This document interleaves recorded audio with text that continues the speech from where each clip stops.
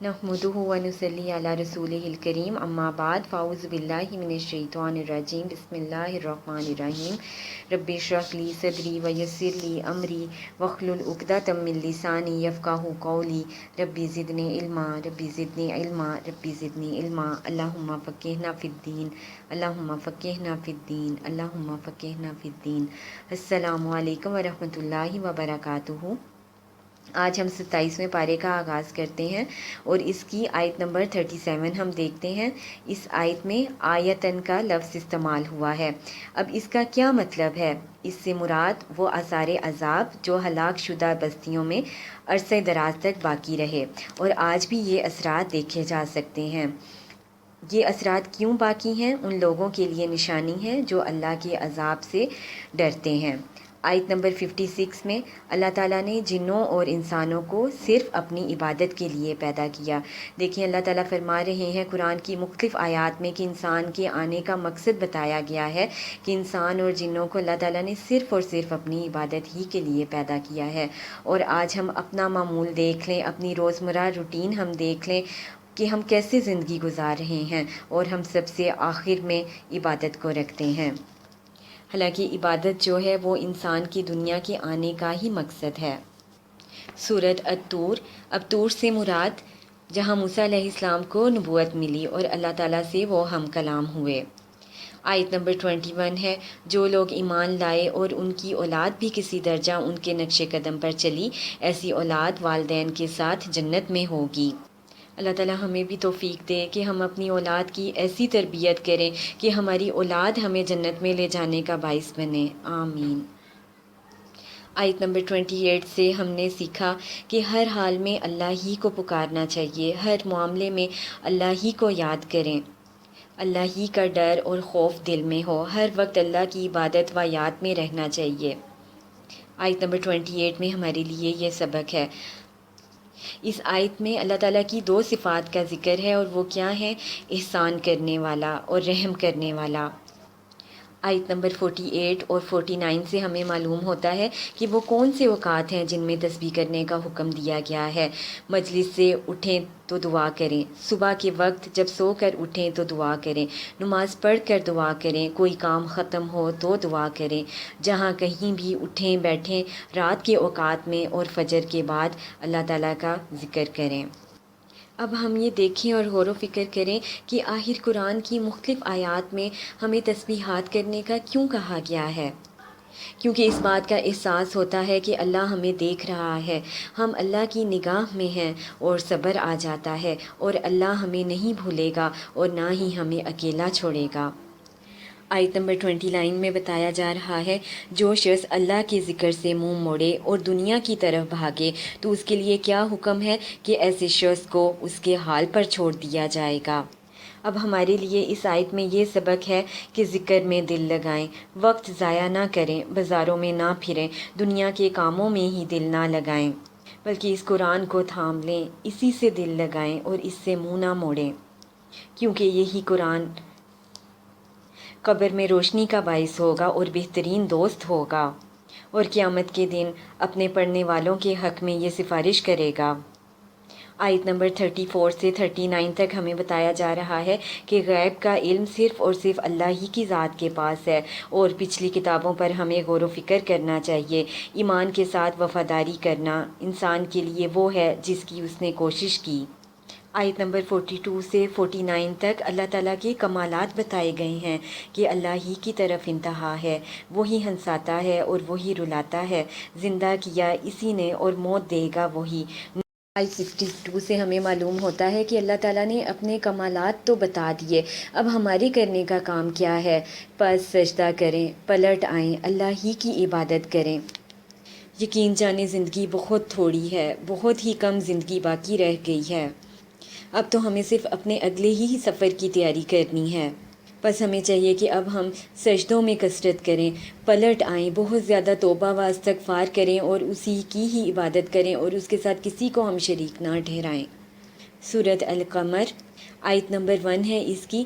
इसमें अल्लाह ताला क़यामत की खबर दे रहे हैं। آیت نمبر 3 سے ہمیں معلوم ہوتا ہے کہ آخر جھٹلانے کی وجہ کیا ہے، لوگ کیوں قرآن کی آیات کو جھٹلاتے ہیں۔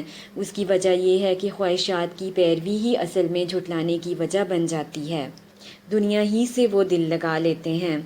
آیت نمبر 17 میں ہے کہ قرآن کی خوبی اللہ تعالیٰ نے بتا دی کہ اللہ نے قرآن کو نصیحت کے لیے آسان کر دیا۔ اب ہمیں کیا کرنا چاہیے؟ قرآن سے نصیحت حاصل کریں، قرآن پڑھنا، سیکھنا، اپنی زندگی کے ہر معاملے میں اس سے مدد حاصل کرنا اور عبادت کرنا۔ قوموں پر جو عذاب آیا، اس سے ہمیں نصیحت حاصل کرنی ہے کہ کس وجہ سے اللہ تعالیٰ نے ان پر عذاب بھیجا، اور غور و فکر کرنا۔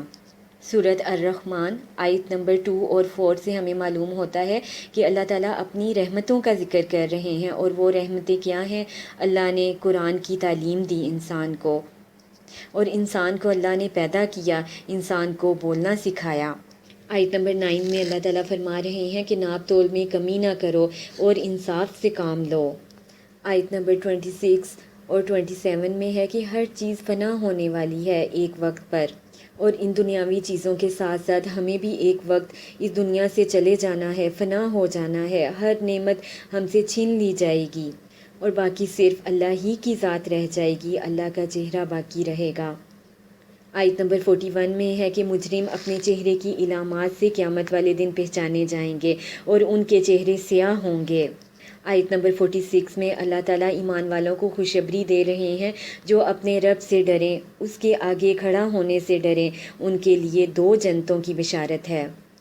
سورۃ الواقعہ آیت نمبر 1 ہے اس کی کہ قیامت کے واقعے کی طرف اشارہ ہے کہ جب قیامت برپا ہوگی۔ آیت نمبر 4 اور 5 میں ہے کہ زمین کو سخت ہلایا جائے گا، پہاڑ ریزہ ریزہ کر دیے جائیں گے، اور وہ گرد و غبار ہو جائیں گے۔ آیت نمبر 7 سے 11 تک بتایا جا رہا ہے کہ لوگ قیامت کے دن مختلف گروہوں میں تقسیم ہو جائیں گے، اور وہ گروہ کتنے ہوں گے؟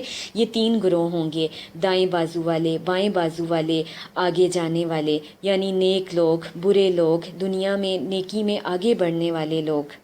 اب ہمیں اپنا جائزہ لینا ہے کہ ہم کون سے گروہ میں شامل ہیں۔ آیت نمبر 95 اور 96 میں ہے کہ اللہ کا عذاب سراسر حق ہے، بس اب ہمیں کرنا کیا ہے کہ رب کی تسبیحات بیان کرنی ہیں، یہی حق ہے، اور زندگی کا اصل مقصد ہی یہی ہے۔ آیت نمبر 3 اس میں وسوسوں کا علاج ہے۔ جب شیطان وسوسے ڈالے، اللہ کے بارے میں عجیب عجیب خیالات ڈالے، تو یہ آیت پڑھ لیں۔ هو الاول والآخر والظاہر والباطن وهو بكل شیء علیم۔ آیت نمبر 7 میں اللہ تعالیٰ ایمان والوں کو حکم دے رہا ہے کہ اللہ کے راستے میں خرچ کریں۔ آیت نمبر 11 ہے کہ دین کے کام میں خرچ کرنا، دین کی سربلندی کے لیے جدوجہد کرنا اللہ کے نزدیک قرض ہے، جسے وہ دوگنا کر کے لوٹائے گا۔ آیت نمبر 13 میں ہے کہ منافق مرد اور منافق عورتوں کو نور مانگنے پر کیا کہا جائے گا؟ انہیں کہا جائے گا پیچھے ہٹ جاؤ، اپنا نور تم خود تلاش کرو، کیونکہ منافق لوگ جو ہیں وہ دنیا میں ہی قرآن جیسے نور سے وہ دور رہے، لہٰذا قیامت والے دن بھی وہ نور سے دور ہی رہیں گے۔ آیت نمبر 14 میں ہے کہ منافقین کن باتوں کی وجہ سے دین پر عمل نہ کر سکے؟ انہوں نے خود کو فتنے میں ڈالا، ایمان لا کر بھی انتظار میں رہے کہ مانے یا نہ مانے، اور شک کرتے رہے دین پر، انہیں ان کی تمناؤں نے دھوکے میں ڈال دیا۔ آیت نمبر 20 میں ہے کہ دنیا کی زندگی کو اس آیت میں مختلف نام دیے گئے، کہا گیا یہ کھیل ہے، یہ تماشا ہے، آپس میں باہم فخر کرنا، یہ بھی دنیا کی زندگی کا ایک تماشا ہے، اور ایک دوسرے پر کثرت حاصل کرنا، مال میں اور دوسری نعمتوں میں۔ آیت نمبر 21 میں اپنے رب کی بخشش کی طرف دوڑنے کی کوشش کا ذکر ہے، اور جنت حاصل کرنے کی کوشش کا ذکر ہے۔ آیت نمبر 29 میں ہے کہ اللہ جسے چاہتا ہے اپنا فضل عطا کرتا ہے، اور یہ اللہ ہی کے ہاتھ میں ہے۔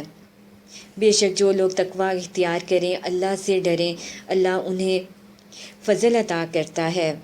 اب ہم نے اپنا جائزہ لینا ہے کہ کیا ہم کائنات کی نشانیوں پر غور کر کے ان سے سبق حاصل کرتے ہیں، اور ہم سوچیں کہ ہم اس دنیا میں کیوں آئے اور ہمارے آنے کا کیا مقصد ہے، اور کیا ہم اس مقصد یعنی اللہ کی بندگی کو پورا کر رہے ہیں۔ کیا دین کا علم آنے کے بعد ہم دوسروں کو اپنے سے کمتر تو نہیں سمجھتے؟